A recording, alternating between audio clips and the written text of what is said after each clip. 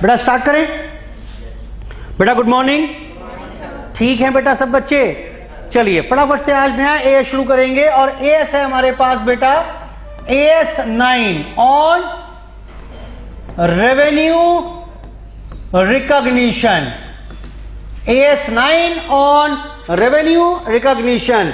Exam के लिए बात करें बेटा तो 5 से 6 नंबर तक का क्वेश्चन यहां पर बनता है, इससे ऊपर बनेगा नहीं। पूरा का पूरा थ्योरेटिकल अकाउंटिंग स्टैंडर्ड है। जब मैं थ्योरेटिकल वर्ड यूज कर रहा हूं तो इसका मतलब यह हुआ कि कोई न्यूमेरिकल्स इन्वॉल्व नहीं है, कोई न्यूमेरिकल्स नहीं है, सिर्फ केस स्टडी आएंगी, समझिए और उसके बेसिस पर आपको आंसर करना पड़ेगा। ठीक, अब आंसर करने में होता क्या है, मुझे आंसर तो पता होता है लेकिन वर्ड्स नहीं मिलते। ठीक, कि अप्रोप्रिएट वर्ड्स क्या यूज करें, तो उसके लिए प्रॉपर मैं आपको नोट्स बनवाऊंगा इसके, ठीक, जिससे आपको एक फैंसी सी लैंग्वेज मिल जाए आंसर करने के लिए। वरना क्वेश्चन जितने भी हैं पढ़ते ही आप बता दोगे, जब एस खत्म हो जाएगा उसके बाद क्वेश्चंस करेंगे, पढ़ते ही आप बता दोगे कि हां जी इसका आंसर ये होगा।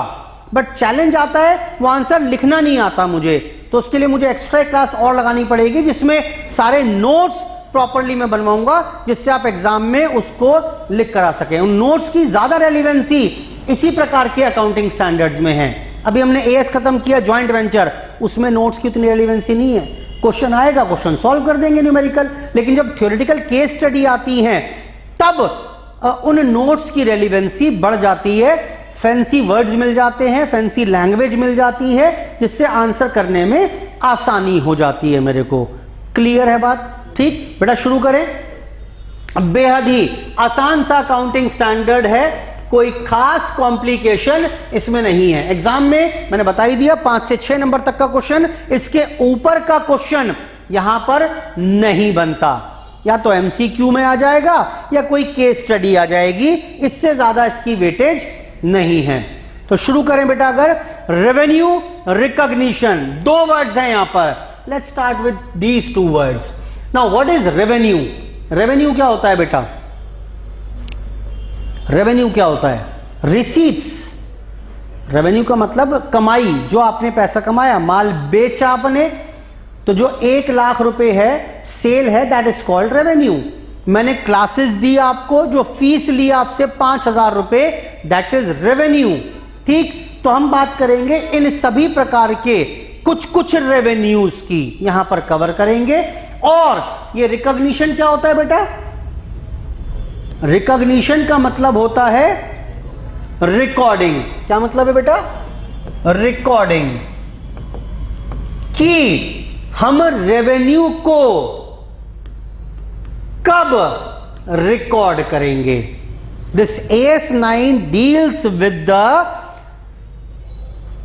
टाइमिंग, बस यही है as. This as 9 deals with the timing of recognition of revenue. जैसे मैं एक सवाल पैदा करता हूं दिमाग में आपके, आपने क्या किया, आपने कहा सर मैंने एक मशीनरी बनवाना चाह रहा हूं। मैंने कहा ठीक है बना दूंगा, कोई दिक्कत नहीं है। सर मैं चाहता हूं ऐसी ऐसी चीजें इसमें रहें। मैंने कहा ठीक है बन जाएगी, आपके ऑर्डर के हिसाब से कस्टम मेड मशीन हम बना देंगे, आपके टेलर मेड आपके हिसाब से। मैंने कहा बेटा एक काम करो, मशीनरी जो बैठेगी ये 20 लाख की बैठेगी। ठीक है सर काम शुरू करो। आपने 1 जनवरी को मैंने आपसे एडवांस मांगा, आपने 2 लाख रुपए एडवांस दे दिया मुझे। ठीक, ऑर्डर बुक कर दिया मैंने, मशीनरी बनवानी शुरू की। अब मशीनरी बनती गई मैंने कहा भाई एक काम करो, तय हुआ था 1 फरवरी को आप कुछ पेमेंट और करवा दो मुझे। 1 लाख का पेमेंट आपने शर्तों के हिसाब से और करा दिया, और 15 मार्च को मशीनरी इज रेडी नाउ। मैंने फोन कर दिया भाई साहब मशीनरी जो आप कह रहे थे ना वो मशीनरी तैयार हो गई। बोला ठीक है सर। उसके बाद 15 अप्रैल को मैंने मशीनरी डिस्पैच करा दी, आपके पास भेज दी। मैंने कहा भाई पेमेंट बाकी करवा दो, आप कह रहे थे। 15 मई को बैलेंस पेमेंट रिसीव हो गया। मेरा काम था मशीनरी बनाकर बेचने का, मेरे लिए सेल है। पॉइंट ये है, सेल कब रिकॉर्ड करेंगे, कौन सी डेट पर मैं रेवेन्यू रिकॉग्नाइज करूं arising from the sale of goods. जो गुड मशीनरी गुड्स है ना मेरे लिए, आपके लिए पीपीई है, आप AS10 में लेकर जाओगे, मैं AS2 में लेकर जाऊंगा। खैर, मेरा तो काम ही मशीनरी बनाकर बेचने का है। मैं ये सवाल पूछ रहा हूं आपसे, मैं क्या, मेरा मुंशी जी पूछ रहे हैं, सर ये मशीन बेच तो दी, सेल तो कर दी, ये सेल की एंट्री कब करें, सेल की एंट्री कब करें, टाइमिंग ऑफ नहीं पूछ नहीं रहा मैं आपसे, कोई पता ही नहीं आपको। अगर बता दोगे तो फिर मैं क्या पढ़ाऊंगा, आपको पता नहीं है। मैं तो आपके दिमाग में क्रिएट कर रहा हूं सीन कि रेवेन्यू रिकॉग्निशन क्या करने वाले हैं एसएएस में। 15 क्या होता है ऐसे आपने 15 मार्च, अच्छा मशीन दिन रेडी हो गई, भेजी है नहीं अभी आपने, सेल हो जाएगी, नालायक। चलो खैर, सेल्स ऑफ गुड्स एक्ट वही भी थोड़ा कहता है property in the goods is to be transferred, या रिस्क एंड रिवॉर्ड्स ट्रांसफर होने चाहिए। सेल्स ऑफ गुड्स एक्ट में पढ़ा तो लो मैंने भी है, यही तो कहता है वो, या तो प्रॉपर्टी ट्रांसफर हो जाए या क्या हो जाए, रिस्क और रिवॉर्ड। प्रॉपर्टी तो पोजीशन हो गई, या रिस्क और रिवॉर्ड्स हो जाए, तो कहाँ ट्रांसफर हो रहा है, प्रॉपर्टी इन द गुड्स भी मेरे पास है, मशीन मेरे पास पड़ी है। जब मेरे पास है, अगर फैक्ट्री में आग लग गई तो रिस्क रिवॉर्ड भी सारे मेरे हैं। क्लियर है बात, चलो खैर वो छोड़ो बात को। तो पॉइंट ये है, ये तो सेल्स ऑफ गुड्स एक्ट में लिखा हुआ बताया मैंने आपको। पॉइंट ये है कि this as deals with the timing. As मुझे यही तय करने में मदद करेगा कि आपको रेवेन्यू कब रिकॉग्नाइज करना है। और एक बात और, हाँ एएस ने कहा सारे रेवेन्यू लेके मत आना मेरे पास, सारे रेवेन्यू लेकर मत आना मेरे पास, मैं तो सिर्फ 2-3 तरीके के रेवेन्यू हैं, रादर प्रिसाइसली स्पीकिंग 5 रेवेन्यू की बात मैं करूंगा। अगर कंस्ट्रक्शन कॉन्ट्रैक्ट लिया आपने, ठेका लिया, वहां से रेवेन्यू आया, मेरे पास मत आना, कहां जाना, AS7 पर, पढ़ाया नहीं अभी मैंने। लीज का कोई रेवेन्यू हो, मेरे पास मत आना, कहां जाना, AS19 पर जाना। क्लियर है बात, तो वो एक्सक्लूजन्स होंगी, लिखवा दूंगा 4-5 पॉइंट। यानी मेरे पास सिर्फ तब आना जब ये 5 प्रकार का रेवेन्यू आप जनरेट कर रहे हो, आपके पास आ रहा है, तो मैं आपकी मदद करूंगा यह तय करने में कि उस रेवेन्यू को रिकॉग्नाइज कब करना है। बोलो बेटा, बोलो बेटा, क्लियर है बात। रेवेन्यू का मतलब क्या है, ग्रॉस सेल, कुल मिलाकर जो माल बेचा। ठीक, तो हम 3 प्रकार के रेवेन्यू की बात करेंगे। पहला, revenue arising from sale of goods in the ordinary course of business. आपने ऑर्डिनरी कोर्स ऑफ बिजनेस माल बेचा है अपना, खरीद बेचो करते हो आप, तो उस रेवेन्यू की बात AS9 में करेंगे।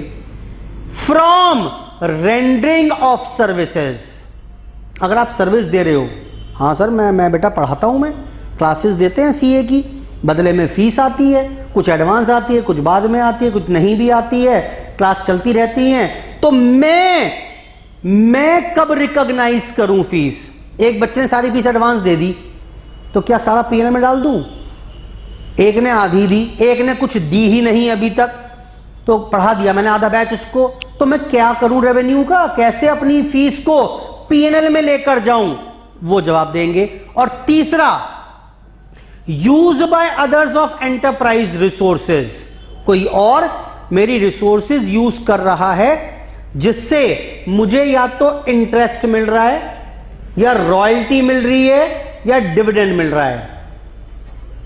ठीक, यही AS है पूरा, मैं पूरा AS बता के भेजूंगा आज। ठीक, एक ओवरव्यू पूरा देकर भेजूंगा। बताओ जी, मेरी कौन सी रिसोर्स ऐसी है जिसे कोई दूसरा यूज करे तो मुझे इंटरेस्ट मिलेगा, मुझे, चलो छोड़ो टेक्निकल भाषा छोड़ो, मुझे ब्याज कब मिलेगा, क्या पैसा, हाँ ठीक है भाई, मैंने किसी को उधार दिया हुआ है, ब्याज मिलेगा। डिबेंचर खरीदे हुए किसी कंपनी के, पैसा मिलेगा। गवर्नमेंट बॉन्ड्स खरीदे हुए, इंटरेस्ट मिलेगा। बोलो बेटा, तो ये इस इंटरेस्ट जो है इसको कब रिकॉग्नाइज करेंगे, यही तो सवाल का जवाब ढूंढना है। दूसरा, रॉयल्टी। ये रॉयल्टी कब मिलेगी मुझे? हाँ, सेल्स पर रॉयल्टी। रॉयल्टी क्या होता है? रॉयल्टी का मतलब होता है रेंट। किस चीज का rent? Rent to use the asset. मेरी कोई एसेट है, इंटेंजिबल एसेट है, जिसको आप यूज कर रहे हो, बदले में मुझे किराया दोगे, जिसको हम रॉयल्टी बोलते हैं। जैसे आपका काम पब्लिशिंग हाउस है आपका, आपने कहा सर मैं ना किताब छापना चाहता हूं। छापो, बढ़िया बात है। सर मैं चाह रहा हूं आपका नाम छाप दूं किताब पर। ठीक है, छाप देना। और सर मैं ना आपको प्रति किताब 100 रुपए दिया करूंगा। डन, दिस 100 रुपए is called royalty for me. ठीक, अब ये रॉयल्टी जो मिलनी है मुझे, ये कब मैं अपने P&L में लेकर जाऊं? आपने किताबें छाप दी तब, आपने किताबें बेच दी तब, या जब आपने रॉयल्टी का चेक बनाकर मुझे भेज दिया तब? कब लेकर जाऊं अपने P&L में? That is the question here which needs to be resolve. Clear है बात? और सुनो क्वेश्चन, आखिरी क्वेश्चन क्या है? डिविडेंड। मुझे डिविडेंड कब मिलेगा? हाँ, मैंने किसी कंपनी में के शेयर इक्विटी में इन्वेस्ट किया हुआ है, ठीक, तो मुझे बदले में क्या मिलेगा? डिविडेंड। अब क्या हुआ, ये बढ़िया पॉइंट है, ये पता होना चाहिए। ये था 0304, ठीक। प्रॉफिट कमाया कंपनी ने, यहां पर मैं बढ़िया गजब प्रॉफिट कमा लिया भाई। जिस कंपनी में मैंने इन्वेस्टमेंट की हुई थी उस कंपनी ने प्रॉफिट कमाया। यहां पर मीटिंग हुई बीओडी कि भाई प्रॉफिट कमाया है तो ना हम ये चाहते हैं कि शेयर होल्डर्स को डिविडेंड मिलना चाहिए, हम ये चाहते हैं। यानी क्या हुआ है? ये चाहत आपने अपनी जाहिर की है, उसे क्या बोलते हैं? Propose dividend. क्लियर है बात? डिविडेंड प्रपोज किया कि भाई इस पर विचार विमर्श होना चाहिए और शेयर होल्डर्स को डिविडेंड मिलना चाहिए। अल्टीमेटली यहां पर क्या हो गया? फिर डिविडेंड, यहां क्या हो गया बेटा?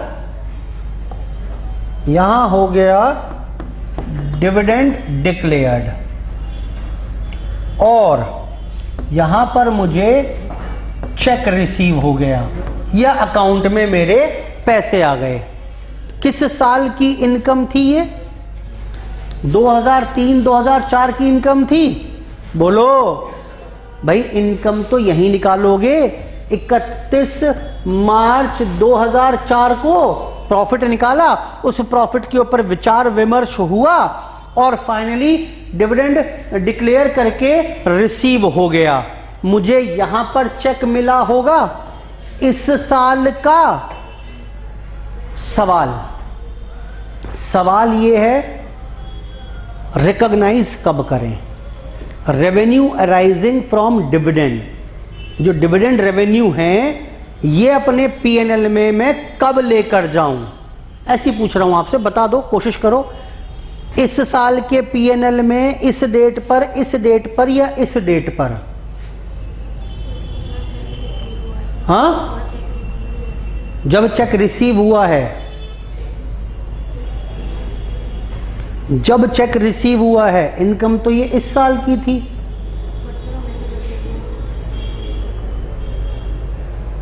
अरे बोलो ना, कुछ तो बोलो। किस साल के? इस साल के P&L में। इस साल में कैसे चली जाएगी? मुझे तो पता ही नहीं मिलेगा कि नहीं मिलेगा। ये तो मैं अपना मतलब मैं रुका रहूं अभी, इस साल का P&L बंद ना करूंगा अभी। शायद डिविडेंड मिलेगा, शायद डिविडेंड मिलेगा, शायद डिविडेंड मिलेगा, है ना। मैं अपना प्रॉफिट लॉस बंद ना करूं क्या? मतलब बताओ ना। कोई देगा, कोई नहीं देगा, कम देगा, ज़्यादा देगा। इतनी कंपनी के शेयर्स मैंने खरीद रखे हैं, क्या मैं अपना P&L खोलकर बैठा रहूं यहाँ पर इस जगह पर? बोलो बेटा, नहीं हो समझ में आ रही बात? प्रॉब्लम तो है इसका मतलब। I am just telling you कि मेरा दिमाग काम नहीं कर रहा।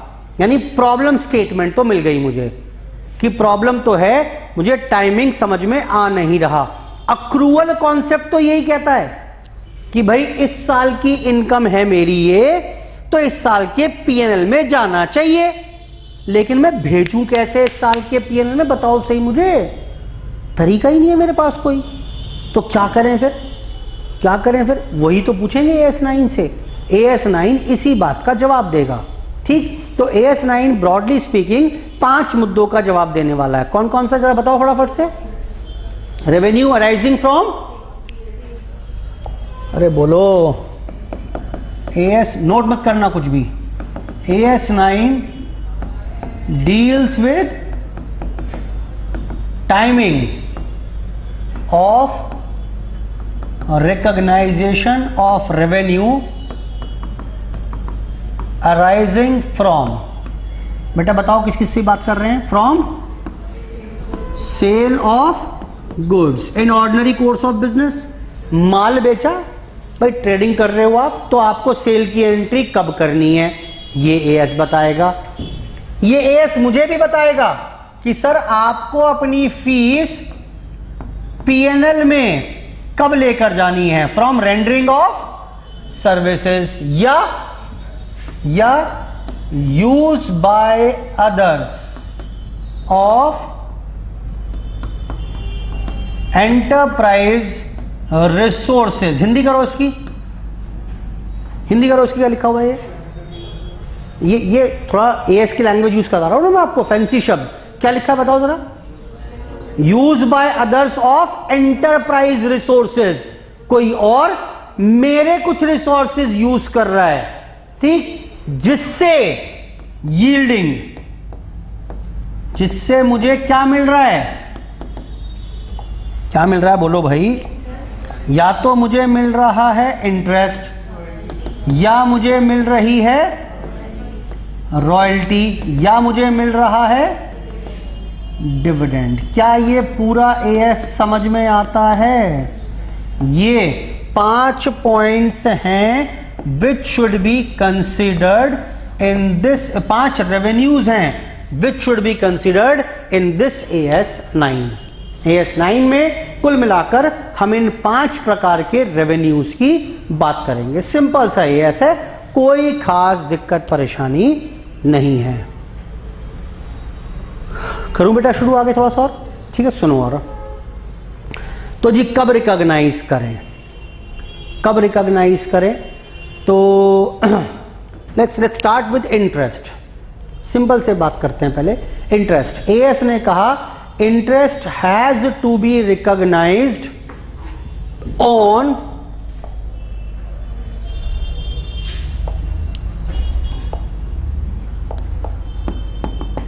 Time proportionate basis, time proportionate basis। समझाओ मतलब क्या है जी? मैंने आज 1 जुलाई को लोन दिया 10 लाख का 12% के हिसाब से, ठीक। मैंने किसी को लोन दिया तो बदले में इंटरेस्ट मिलेगा मुझे, हाँ बोलो, इंटरेस्ट ईयरली मिलेगा। तो पहली बार इंटरेस्ट कब मिलेगा? 30 जून को।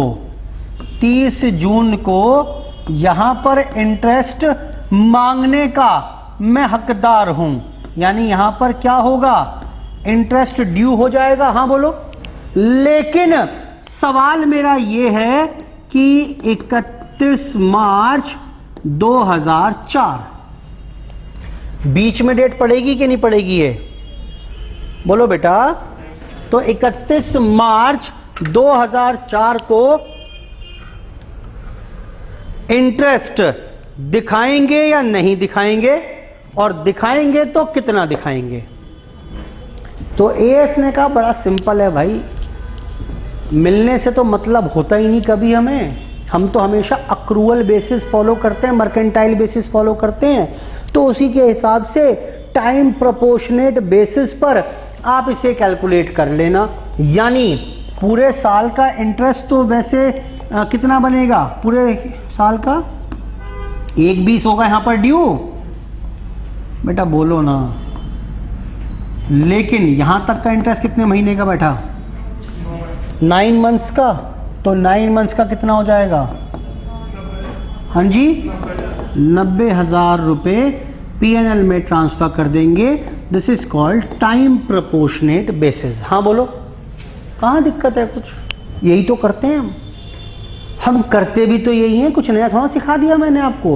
दिस इज कॉल्ड, वर्ड दे दिया उसने टाइम प्रोपोर्शनेट, बिकॉज मुझे पता है इंटरेस्ट कमा लिया मैंने, मैं हकदार हूं ब्याज मांगने का। कल को पार्टी ना दे वो अलग बात है। अच्छा, इसको मैंने एक नाम दिलवाया था 90,000 को, क्या नाम था इसका?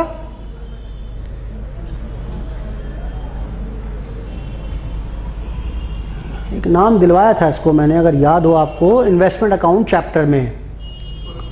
ये था इंटरेस्ट ड्यू। हो गया क्या? ये अक्रू तो हो गया, कमा तो लिया आपने, बट नॉट येट ड्यू। क्या नाम है इसका बताओ? Interest accrued but not due. Due यहां जाकर होगा, यानी मांगने के तो अधिकार नहीं हो आप, बैलेंस शीट में एसेट साइड पर आ जाएगा। कमा लिया मैंने, मांगने नहीं रास्ता। भी मैं आपसे परेशान नहीं करूंगा मैं आपको भाई, जब तय हो गया 1 साल बाद आप ब्याज दोगे तो 1 साल बाद चला जाऊंगा आपसे पैसे मांगने, मांगूंगा नहीं, बट प्रॉफिट एंड लॉस का पार्ट आएगा। Interest time proportionate basis. I hope ठीक है बात, बोलो बेटा। सिमिलरली दूसरा क्या है बेटा यहां पर? Royalty will be recognised on accrual basis. Accrual basis क्या मतलब हुआ? हमारा तय हुआ कि भाई बुक ना सर ऐसा है, आपको 100 रुपये प्रति बुक देंगे। मैंने कहा वो 100 रुपये कब, मतलब जब बुक छप जाएंगी या जब बिक जाएंगी? सर जैसी छप जाएगी ना या जैसी बिक जाएगी, मान लेते हैं, वो तो टर्म्स कंडीशंस हैं आपकी और मेरी, कि सर जैसी बुक बिकेंगी 100 रुपये आपको हम दिया करेंगे। अब ऑब्वियस सी बात है, हर बुक बिकने पर 100 रुपये तो मेरे पास पब्लिशर लेकर आएगा नहीं, इकट्ठा कर लेगा, 6 महीने में एक बार हिसाब करेगा, साल भर में करेगा, या 6 महीने बाद भी हिसाब बना मेरा 5 लाख का, उसने कहा सर 2 लाख रख लो, बाकी 3 लाख बाद में दे दूंगा। बताओ बेटा, तो मुझे बताइए अब मैं अपनी रॉयल्टी इनकम कैसे बुक करूं? अक्रूवल बेसिस पर, जैसे जैसे बुक बिकती जाएं। जैसे आज एक बुक बिकी, अपनी 100 रुपये की इनकम बुक कर लेना। मिलेंगे नहीं अभी, ऑब्वियस सी बात है, मिलेंगे तो बाद में। और होता है कि जो पब्लिशर है पैसे दे भी ना कल को आपके, भाग जाए, तब क्या करोगे? तब क्या करोगे? अरे क्या सवाल पूछ लिया सिंपल सा। आपने इनकम बुक कर लिया आज, कल को पैसे नहीं मिले तो क्या करोगे? हाँ अरे बोलो ना, क्या बोल रहे हो? हाँ तो बैड डेट्स हो गए, खत्म बात, घबरा कर रहे हो तो ना। आज मैंने माल बेच दिया, कल को पैसे नहीं मिले तो बैड डेट्स ही तो होंगे, तो ये भी बैड डेट्स हो जाएगा, क्या दिक्कत हो गई? आई होप ठीक है बात। Accrual basis. तीसरा डिविडेंड इंटरेस्टिंग है, इसके ऊपर क्वेश्चन आ भी चुके हैं। ये कब होगा? ये होगा when owners right to receive the payment is established. Hindi करो इसकी, थोड़ी फैंसी सी लैंग्वेज लिखवाई है मैंने। ओनर्स राइट, जब मेरा अधिकार किस चीज का? To receive the payment. Payment कौन सा है इस बार? अरे बोलो। When owners right to receive the dividend is established. जिस दिन ये तय हो जाएगा, जिस दिन डिविडेंड मिलना तय हो जाएगा, उस दिन मैं उसे इनकम मान लूंगा। हाँ बताओ ना, किसी ने बात बताओ। हाँ प्रपोजल दिन मान लूं क्या? नहीं, हो सकता है प्रपोजल कैंसिल हो जाए, हो सकता है यहां पर प्रपोज किया गया 10% दो, फाइनल 12 हो जाए या 8 रह जाए या कैंसिल हो जाए, कुछ भी हो सकता है। तो राइट अधिकार किस दिन स्टैब्लिश हुआ? जिस दिन डिक्लेयर हो गया। और हां, इसके बाद कंपनी 1 साल बाद दे, 6 महीने बाद दे, चेक ना दे, इनकम तो बुक करूंगा। वो कॉन्सिक्वेंटली दूसरी एंट्री क्या होगी, वो बात की बात है, वो बात की बात है। Are you getting my point? तो जिस दिन राइट स्टैब्लिश हो गया, राइट किस दिन स्टैब्लिश होगा, जिस दिन डिविडेंड डिक्लेयर। यानी अगर सरल शब्दों में पढ़े इसको, तो डिविडेंड कब रिकॉग्नाइज करोगे, व्हेन डिविडेंड इज डिक्लेयर्ड। सरल तो ये है, सरल शब्द तो ये है, लेकिन लिखकर ये आना है, when owners right to receive the payment is established. जिस दिन एस्टैब्लिश हो जाएगा उस दिन आप करिएगा। क्लियर है बात? बोलो बेटा। अच्छा, अब बात आई सेल ऑफ गुड्स की, सेल ऑफ गुड्स की या रेंडरिंग ऑफ सर्विसेज की। सेल ऑफ गुड्स या रेंडरिंग ऑफ सर्विसेज, चलो उसको शुरू करेंगे नेक्स्ट क्लास में, ठीक है। डिटेल में लिखवाना भी है। आज की चर्चा, थोड़ा सा इंट्रो दिया बस मैंने आपको आज, ठीक है। आज की चर्चा समाप्त यहीं पर। धन्यवाद, बाय बाय।